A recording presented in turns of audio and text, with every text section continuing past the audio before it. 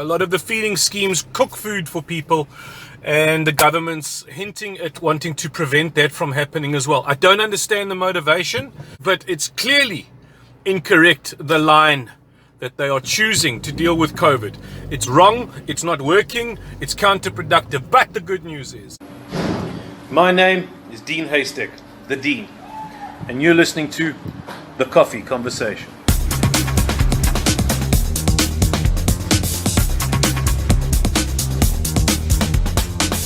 The pledge to the people around us that we can say, as long as I have food, you won't go hungry, has been stumped, not stopped, but stumped by government's declaration that private individuals are not allowed to buy packages of food and give it to the hungry. A lot of the feeding schemes cook food for people, and the government's hinting at wanting to prevent that from happening as well. I don't understand the motivation. Certainly it is in line with the rhetoric of how to deal with COVID, but it's clearly incorrect, the line that they are choosing to deal with COVID. It's wrong, it's not working, it's counterproductive. But the good news is, I'm approaching the 5 major retailers in South Africa, food retailers. Amongst these 5 major groups, there are thousands of stores around the country, and I am approaching them, and I'm not telling you which ones are responding yet, but 2 are responding, a third I'm waiting for.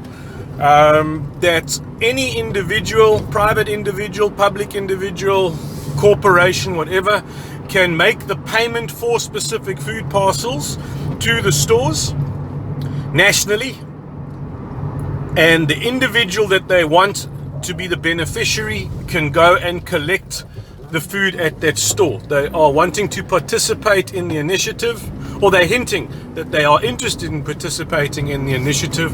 They also want to make sure that people have got food, as everybody should. Don't understand the government's reticence, their resistance to wanting to make sure that the hungry go fed. They claim to be champions of the poor, yet it seems as though they like the poor because the poor need them, and they don't like anybody else who has money because we don't. Well, I don't. Yeah, do I have money? Who the hell has money? In this time, many more of us are going to have none.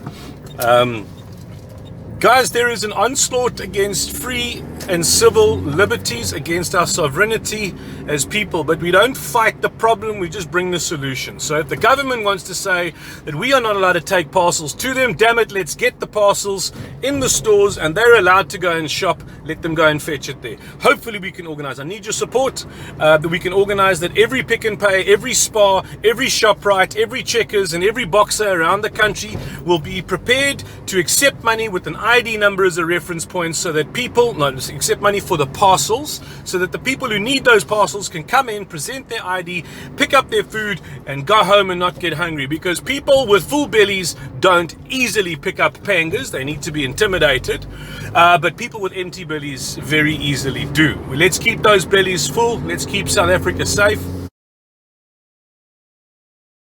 If anybody knows access into any of those 5 stores or others, please help me. I need someone to open a door. I don't want the money. I don't want anything out of it. I want food in people's bellies so that people can survive this. We only need 4 things to survive.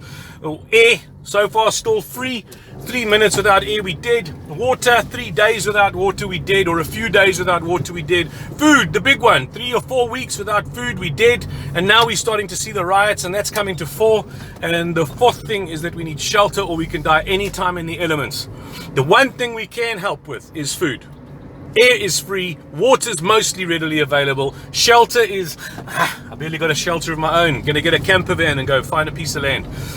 But food we can help with, and as long as I've got food, my people will not go hungry. That's my pledge. Stick with me, do the pledge. Don't wait for me to get national organization on this.